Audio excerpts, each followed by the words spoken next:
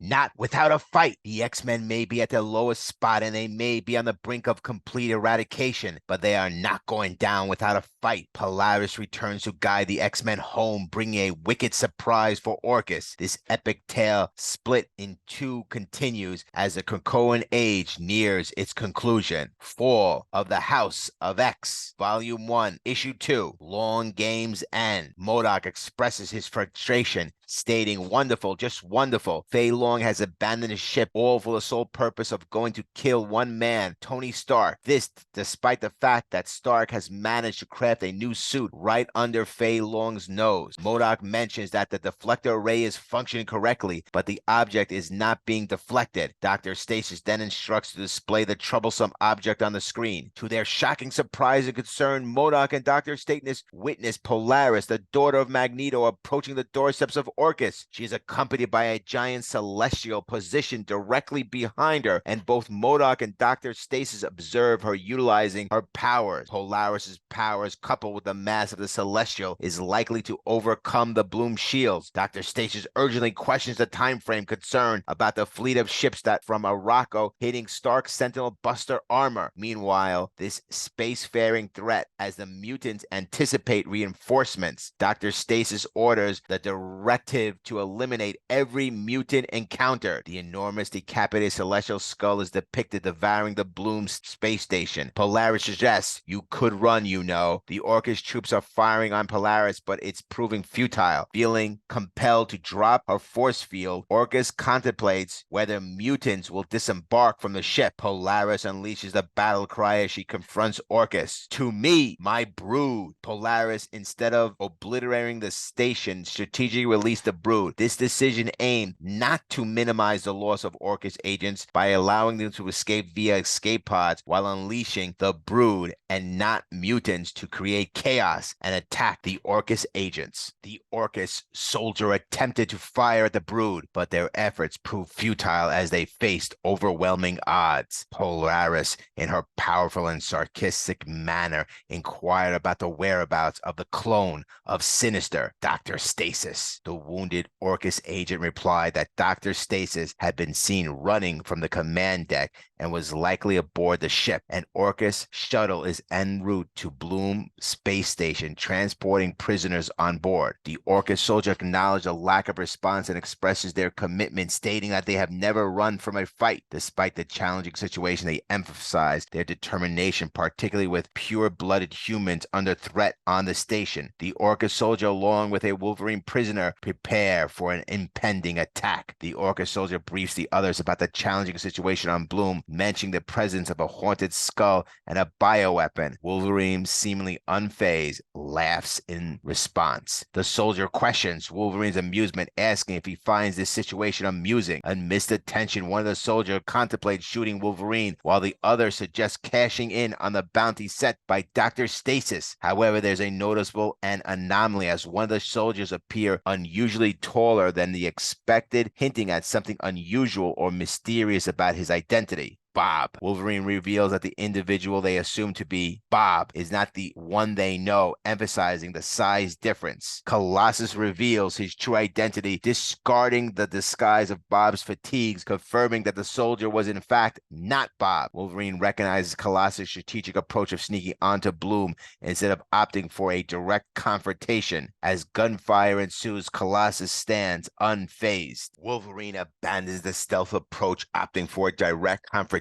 With his claws unleashed, he engages in a brutal fight, splattering the blood of numerous Orchis soldiers in the process. Colossus steps forward, absorbing a significant amount of gunfire to shield his allies. Meanwhile, Wolverine relentlessly slashes through Orchis soldiers. Nightcrawler suddenly teleports onto the scene with a BAMF. The windows are now stained with blood, evidence of Wolverine's continual assault on the Orchis soldiers. Nightcrawler uses his teleportation powers to transport one of the Orchis soldiers into space, leaving him to float away in the void. Nightcrawler expresses his intent to search for Firestar, while Wolverine conveys a sense of unease about her. Colossus and Wolverine team up, ready to search and eliminate any threats they encounter. Colossus standing resiliently in front to absorb the bullets. Then the Orchis soldiers are are attacked from behind as the Brood swarm in, feasting on the Orchis soldiers. The chaotic situation unfolds with multiple threats converging on Bloom. In the midst of the chaos, Colossus' force on the front line assault was unaware of the Brood's plan. Wolverine, trusting in Brew, had no knowledge of what was unfolding. Nightcrawler adds a note of caution, stating that the Brood are under control until they're not. Polaris reveals a change in plans, particularly concerning the Brood.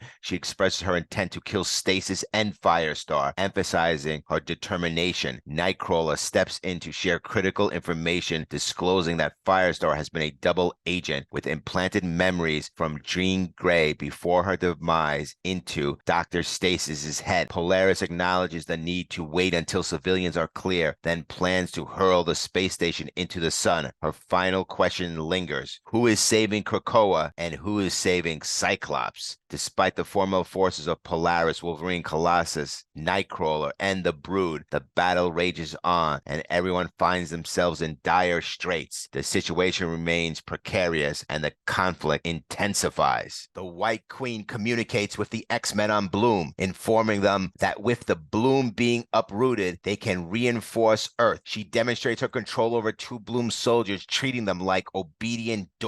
To answer the question of who is going after Cyclops in Paris, it is none other than the Shadow Cat. She is phasing through doors while Wolverine wreaks havoc and causes casualties among Orchis soldiers in his pursuit of Dr. Stasis. The White Queen informs the X-Men on Bloom about the dire situation, stating that in the western United States, their nation is on the run. She inquires about who is leading the rescue mission for Krakoa. Krakoa, captured and ensnared in a net with two Iron Man Sentinels standing guard, find an unexpected rescuer in the form of the unstoppable Juggernaut. Juggernaut, with his characteristic unstoppable force, runs, jumps, and lands on the shoulders of one of the Iron Man Sentinels. Utilizing a cable gun, he takes aim and shoots down at Iron Man Sentinel, unleashing his might in the battle for Krakoa's freedom. Juggernaut unleashes a powerful blast at the remaining Iron Man Sentinel, incapacitating it. He then swiftly rips the net off Krakoa, determined to lead his buddy to safety amidst the chaos. Juggernaut communicates with the White Queen, informing her that he has successfully rescued Krakoa but needs a lift. Emma Frost acknowledging the situation, stating that an Iron Man Sentinel has detected her in New York, possibly due to her use of mutant powers. The threat of the Sentinel looms as the tensions escalate. Emma Frost turns to Rogue, asking her assistance to pick up Juggernaut and Krakoa. The situation intensifies as the X-Men coordinate their efforts to navigate through the challenges posed by the Iron Man Sentinels and Orchis. Rogue, with a special message from Destiny, faces a dilemma. Despite the urgency of aiding Krakoa and Juggernaut, Rogue recognizes the importance of fulfilling the mission assigned by Destiny. Gambit and Rogue, committed to their assigned mission, send the jet back on autopilot to aid Juggernaut and Krakoa's escape. Despite the urgency, the couple remains steadfast in their dedication to the critical task assigned to them. Rogue, facing the White Queen's inquiry, insists that they have a mission of great importance, even beyond the urgent situation with Krakoa and Juggernaut. Despite the pressing need to save the island and its inhabitants, Rogue is resolute in their commitment to undisclosed tasks assigned to her and Gambit. In a surprising turn, a barrage of ice descends upon the Iron Man Sentinel, and to everyone's surprise, it's not Iceman, but Synch, who has joined the battle. Synch, having joined the battle, immediately takes charge, stating that Stasis is trapped in orbit and expressing the need to neutralize more high-value targets. Synch seeks information on the whereabouts of Mora and Dr. Devo. Rogue and Gambit arrive at the old Xavier School for Gifted Youngsters, and Rogue reveals that she has hidden Manifold there. However, she's unsure why Destiny was so adamant about mutants having no futures without him. Gambit expresses concern about Manifold being upset, but Rogue explains that she chose the lesser of two evils. The villains would have killed him, so she placed him in stasis to protect him. Gambit notes that putting him in stasis in no place is akin to being deleted from the universe, and Manifold will likely be furious when he learns about it. Rogue knows that she saved Manifold's life, but she's also aware of the horrible act that she committed, putting him in stasis. Manifold wakes up and asks, How long have I been on ice? Gambit replies, a lot has happened since you've been sleeping, while Rogue explains, you are a priority target of Orchis, and we hid you away because Manifold blasts Gambit, accusing him of kidnapping and burying him like a corpse outside of time to keep him hidden from Orchis troops and sentinels. Manifold is clearly upset about the situation. Manifold then says, you're an X-Men, Rogue. You're supposed to be the best. As he hits Rogue right in the face, he's surprised to see it is not Rogue he sees, but underneath a mask of Rogue, he sees his sister, Lactuca. She tells him, but the future was unwritten without you, Manifold. As Manifold says, I've always been a bit cranky after waking up, and now that I'm awake, I'm dreaming. Is that right? Lactuca replies, hello, little brother. Manifold realizes the gravity of the situation and remarks, we're in deep trouble, I suppose. Lactuca explains that Destiny, despite having a limited understanding of the universe compared to Manifold, and Lactuca sent Rogue and Gambit to protect him. Their actions, including putting Manifold in stasis, were necessary to save him from the threat posed by Orchis. Lactuca assures Manifold that they will meet again. As Gambit and Rogue attempt to explain the situation, Manifold converses with Lactuca and then reassures Gambit and Rogue that he understands. Unbeknownst to them,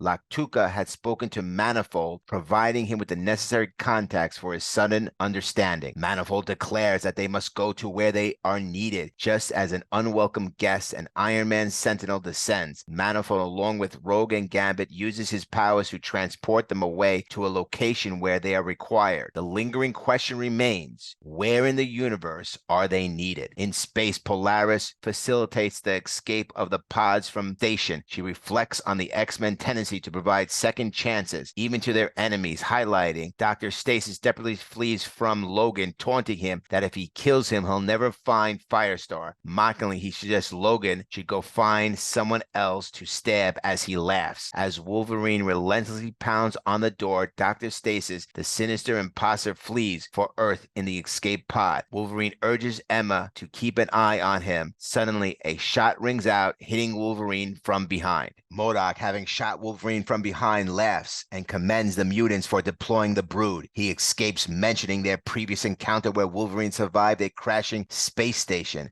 As Nightcrawler expresses concern about finding Logan, Polaris reassures him, saying she can locate his adamantium bones. Polaris contacts Brood to summon the Brood back to nowhere. Polaris steers Bloom's space station to crash into the Southern Ocean, planning to regroup with the X-Men on Earth. As Colossus expresses inability to locate Firestar, Wolverine shares Stasis' claim that he has her, but doubts linger, suggesting she might already be dead. Polaris asserts that the truth will be revealed once they locate Stasis. As Omega Sentinel holds a sword over Cyclops' head in Paris, she remarks on the symbolism of a trial. She acknowledges the instance of human allies and Orchis for a trial, emphasizing the weight of symbolism as a woman with a sword passes judgment over Cyclops. As Omega Sentinel prepares for a strike, Cyclops, undeterred, acknowledges that he's unafraid. He cryptically hints at a special woman who won't allow his demise, suggesting a mysterious ally or force that stands ready to intervene on his behalf. Dr. McGregor's timely intervention with a small EMP prevents Omega Sentinel from carrying out the fatal strike against Cyclops. As the danger is averted, Cyclops acknowledges the unexpected assistance and inquiries about the reason behind Dr. McGregor's sudden appearance. Dr. McGregor reveals a potential issue within secret section of Orchis, expressing her inability to access that part of the organization since bringing Nimrod online with her husband. Dr. McGregor discloses a significant oversight in the resources of Orchis, both on Earth and in space. She questions Cyclops about his knowledge of Sentinel City, indicating a potential threat beyond just mutants. McGregor's realization of the potential danger extends beyond her personal grievance with mutants, hinting at a broader concern involving the Sentinel that goes beyond their original purpose. Meanwhile, as she speaks, Nimrod breaks free from captivity, seemingly headed back to Omega Sentinel. The intricate web of Orchis' plans and the involvement of the powerful entities like Nimrod and Omega Sentinel continue to unfold. The end has truly begun. The X-Men have taken all they're willing to take from Orchis. Now it's time for them to do the dishing out. Unfortunately, just when it seems like one threat is over, another rises to take its place. The final battle of Krakoan Age rages as the two series that are one move forward toward a crash that will echo across the universe. Next, Fall of the House of X, Volume 1, Issue 3.